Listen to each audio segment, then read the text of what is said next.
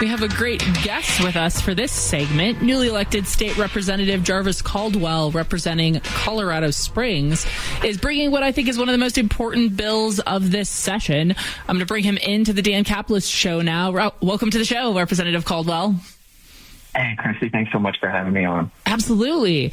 And I know you've worked on a lot of good issues over the years in various capacities, and now you get to do it at the State House, representing Colorado Springs. And so I'd love for our listeners to hear about your bill banning PR bonds, and maybe you could explain what those are exactly, for violent and repeat criminals.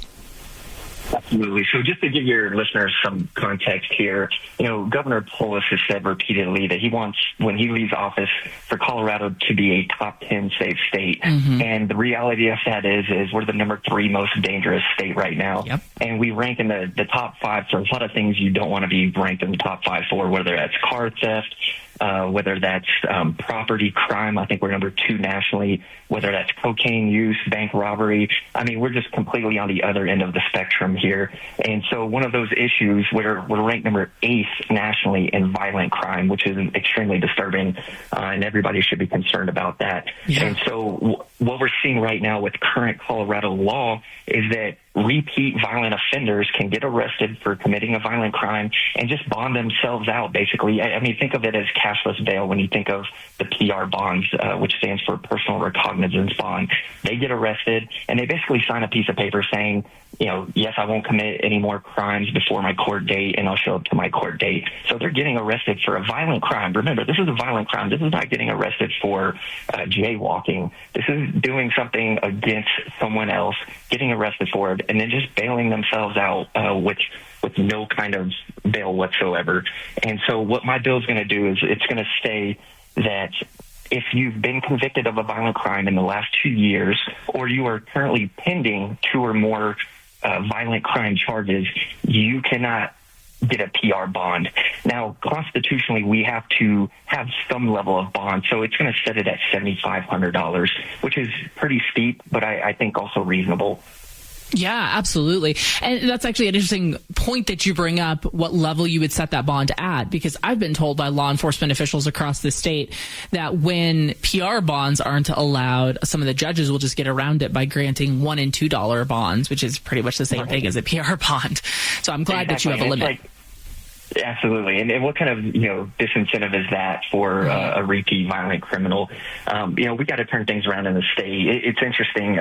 Someone had posted earlier today about U-Haul, said that we're one of the states that are actually losing citizens. And I had commented that, when I was campaigning, I was going around door knocking, I would see realtor signs in people's front yards, and I would say to them, are you coming or going? Are you buying the house or are you selling the house? And almost always they said, this is my house, I'm selling it, and I'm leaving Colorado. And when I would ask them, well, why is that? It's usually cost of living and crime. And crime is something that we can address, that there's not going to be a big cost to it, because right now we all know that we're in a budget crisis, which I have opinions on that as well. Mm-hmm. But this is a bill that is not going to, most likely, is not going to carry any kind of fiscal note. So this is something we can get done, and it's not going to cost the state anything. Absolutely, and we'll keep our communities safer. We're talking with Representative Jarvis Caldwell, who is a newly elected state representative representing an area of Colorado Springs. He'll start the legislative session on Wednesday, along with all the rest of the legislators. So I agree with you that it's been very clear from voters, if you look at the ballot in November, that they want criminal justice measures that keep communities safe, that are pro-law enforcement, to pass. And when the legislature isn't willing to do it, the people will do it for themselves. But I am curious with this particular bill. I know State Rep Gabe Evans, who's now a congressman, had run a similar bill last year. It had gotten some Democrat support, but not enough to get out of committee. So how are you feeling about your bill when it comes to bipartisan support? Absolutely. So, yes, Congressman Gabe Evans originally ran this bill earlier this year. Like you said, it had some support from Democrats. It got killed in Judiciary Committee. which I imagine is where it's going to go back to. I am going to be a member of the Judiciary Committee, so I'm going to try to use those. Yeah, thank you.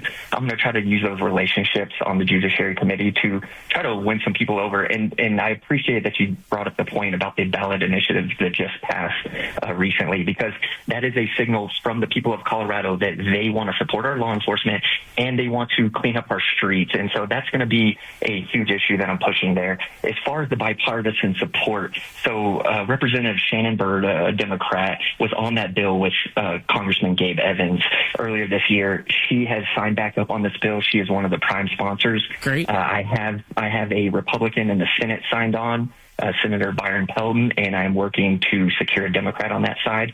But the big thing I want to push here, and the idea that I want to push to your listeners, if you've been around the legislature at all, you know that if Governor Polis wants something passed, it's going to get passed, right? Whether it goes to judiciary and those are some soft on crime members on there or not, if he wants it passed, it will get passed, even if it has to get assigned to a different committee to make sure it passes.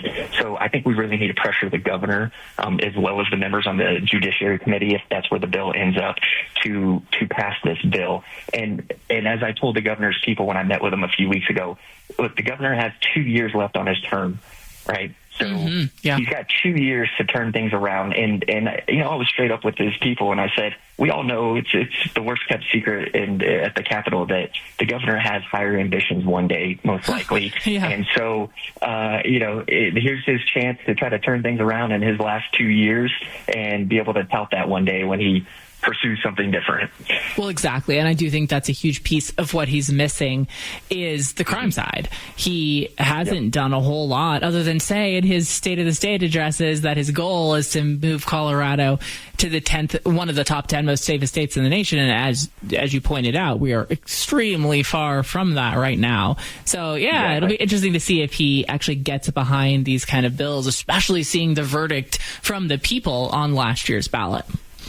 Right. That's exactly right. I mean, the people have spoken when they have a chance to do this, when they have a chance to vote on cracking down on crime, they do it overwhelmingly.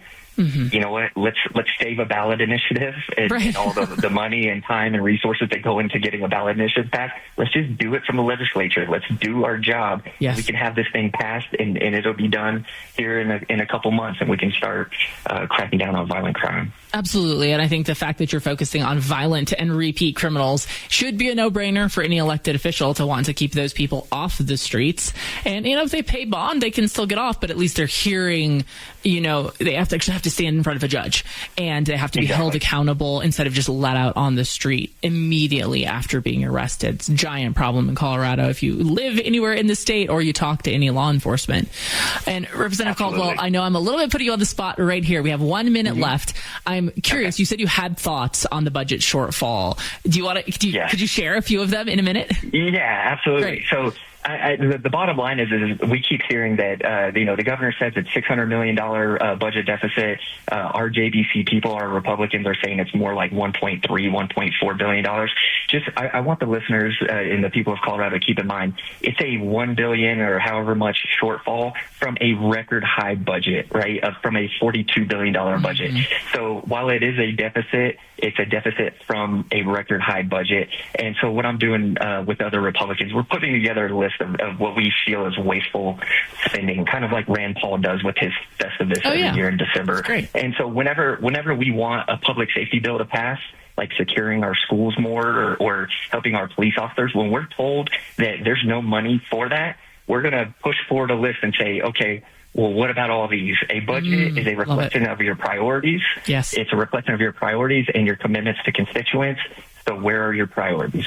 Love it. That's an excellent question to ask any elected official. Where are your priorities? And then make sure they can prove it out. Well, we have to take a break on the Dan Caplis Show, but Representative Caldwell, loved having you here. I hope you come back and talk to us during the session. Absolutely. Thanks so much for having me, Kristi. All right. That was Representative Jarvis Caldwell. I'm Kristi Burton Brown here on the Dan Caplis Show.